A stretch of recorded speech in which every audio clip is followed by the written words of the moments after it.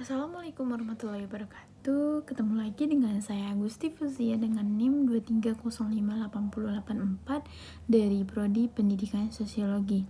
Halo teman-teman semua.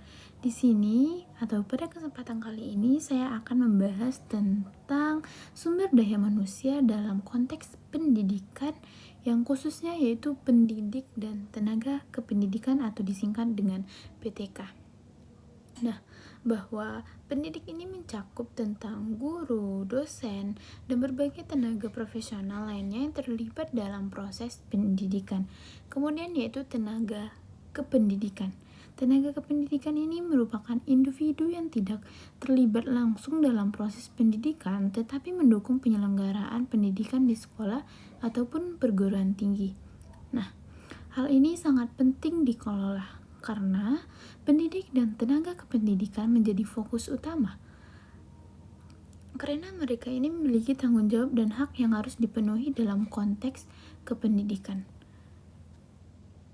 Nah, kemudian yaitu administrasi pendidik dan tenaga kependidikan, yang mana pada administrasi PTK ini melibatkan proses pengelolaan yang dimulai dari penerimaan hingga pensiun, termasuk juga dengan perencanaan, perekrutan, seleksi, penempatan, dan pengembangan. Proses ini mencakup analisis kebutuhan, rekrutmen, dan orientasi untuk memastikan bahwa pendidik dan tenaga kependidikan ditempatkan di posisi yang sesuai. Nah, kemudian kita masuk kepada proses pengadaan pendidik dan tenaga kependidikan, yang mana pendidik dimulai dengan analisis kebutuhan tenaga kerja yang harus dilakukan berdasarkan rasio antara pendidik dan peserta didik. Setelah dianalisis, dilakukanlah rekrutmen yang melibatkan penentuan syarat dan kriteria yang harus dipenuhi oleh calon pendidik dan tenaga kependidikan. Yang mana pada tahap rekrutmen ini dilihat apa tuh syaratnya, apakah syaratnya sudah mencapai kriteria yang harus dipenuhi oleh calon pendidik ini dan tenaga pendidik. Kemudian yaitu masuk kepada proses seleksi, yang mana pada proses seleksi ini bertujuan untuk menemukan calon terbaik yang memenuhi standar yang telah ditetapkan.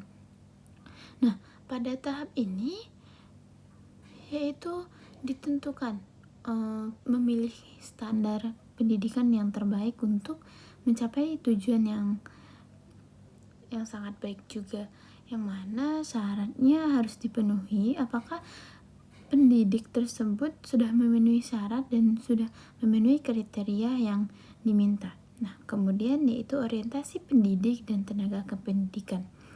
Pada orientasi ini diperlukan untuk membantu pendidik dan tenaga kependidikan baru dalam menyesuaikan diri dengan lingkungan. Kemudian yaitu dapat memahami tanggung jawab mereka. Nah, pada tahap orientasi ini pendidik ataupun tenaga pendidikan itu harus menyesuaikan dirinya dengan lingkungan kerja barunya. Kemudian yaitu memahami tanggung jawabnya. Apa sih tanggung jawabnya dalam lingkungan kerjanya tersebut? Nah, pada tahap orientasi inilah yang diketahui. Kemudian yaitu orientasi ini juga berfungsi untuk membangun rasa percaya diri dan saling percaya di antara anggota baru dalam lembaga pendidikan. Yang mana pada tahap orientasi inilah pendidik-pendidik yang baru direkrut akan menyesuaikan dirinya dengan anggota-anggota lainnya, sehingga terjadilah atau timbullah rasa saling percaya antara anggota baru dalam lembaga pendidikan tersebut. Kemudian yaitu hak dan kewajiban pendidik dan tenaga kependidikan. Pendidik dan tenaga kependidikan berhak atas gaji, tunjangan, dan penghargaan sesuai dengan peraturan yang berlaku. Gaji dan tunjangan ini ditentukan berdasarkan kinerja dan kehadiran dengan berbagai jenis tunjangan yang dapat diterima. Kemudian, yaitu hak cuti disediakan, termasuk cuti tahunan dan cuti melahirkan lagi pegawai perempuan dengan ketentuan yang jelas. Nah, hak dan kewajiban pendidik dan tenaga kependidikan ini harus dipenuhi. Syarat dipenuhinya itu yaitu pendidik dan tenaga pendidikan ini harus memenuhi juga kewajibannya terhadap tugasnya. Nah, ketika pendidik dan tenaga kependidikan ini telah memenuhi tugasnya, otomatis dia berhak dengan haknya, yang mana dia akan meraih gaji, tunjangan, serta cuti, dan lain-lain.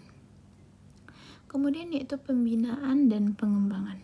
Nah, pada tahap pembinaan dan pengembangan pendidik dan tenaga kependidikan ini, pembinaan ini bertujuan untuk meningkatkan kemampuan teknis dan moral pendidik, serta untuk mendukung pengembangan karir mereka.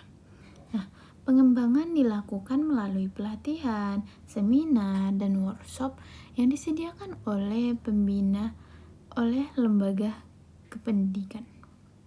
Nah, tujuan dari pembinaan ini ialah untuk meningkatkan produktivitas kerja dan kualitas pelayanan di lembaga pendidik.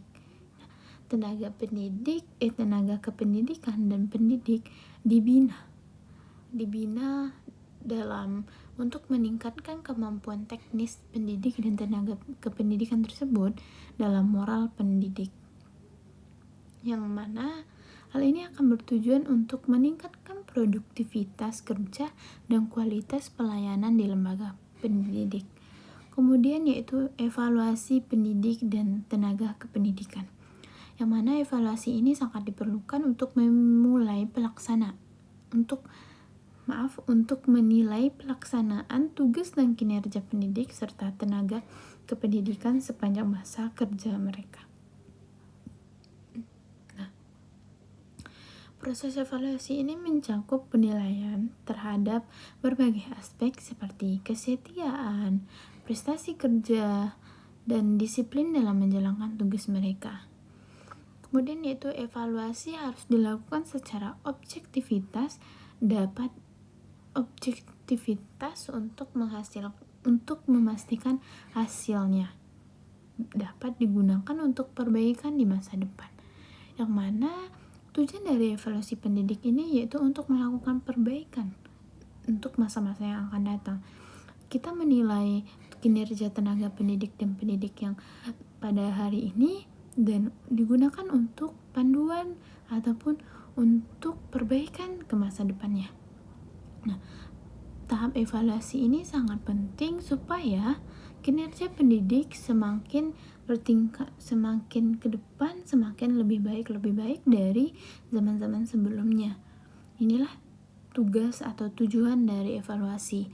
Kemudian yaitu peran pendidik dan tenaga kependidikan dalam administrasi. Pendidik dan tenaga kependidikan memiliki peran penting dalam memberikan masukan kepada pengambilan kebijakan terkait dalam administrasi pendidikan ini. Mereka merupakan ujung tombak yang memahami dinamika dan tantangan dalam proses pendidikan sehari-hari. Nah, kemudian yaitu pentingnya adanya kolaborasi antara pendidik, tenaga kependidikan, dan pengambilan kebijakan untuk mencapai tujuan pendidikan yang lebih baik. Nah, hanya itulah yang dapat saya sampaikan pada kesempatan kali ini. Terlebih dan terkurang saya mohon maaf. Saya Gusti Fuzia. Saya pamit undur diri. Assalamualaikum warahmatullahi wabarakatuh.